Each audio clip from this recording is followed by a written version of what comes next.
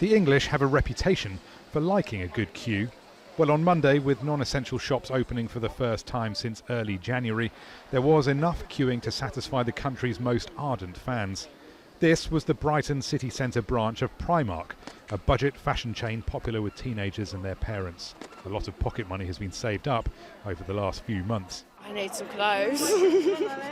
So what, you spent a lot of time sat indoors waiting for this moment? Yeah. We've been living in tracksuits and trainers for the best part of a year working from home, so yeah. Get some glad rags on, some dresses, and get ready for the summer.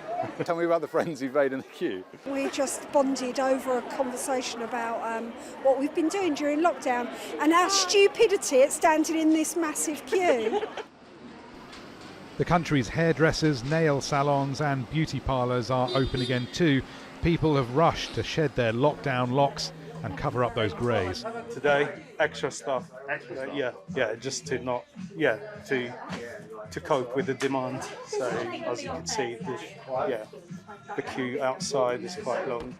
England's hospitality industry has been particularly hard hit by 3 nationwide lockdowns.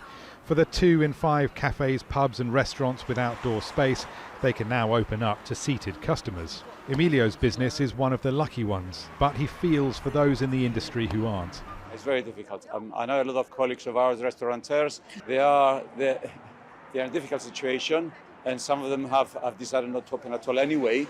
They've gone out of business because they can't stay in business anymore.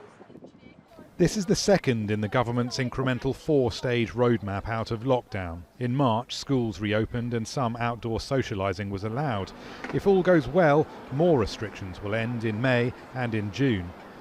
The government is aware that this easing of restrictions is likely to lead to a rise in infections, but its feeling is that with 32 million people vaccinated, the country's in a pretty good position to handle this. Still, Boris Johnson is urging people to behave responsibly. There are still many who haven't been infected or vaccinated yet. A big spike in infections could throw the tentative easing of lockdown off course. But this is a major and generally welcome step back towards normality. Rory, Challands, Al Jazeera, Brighton.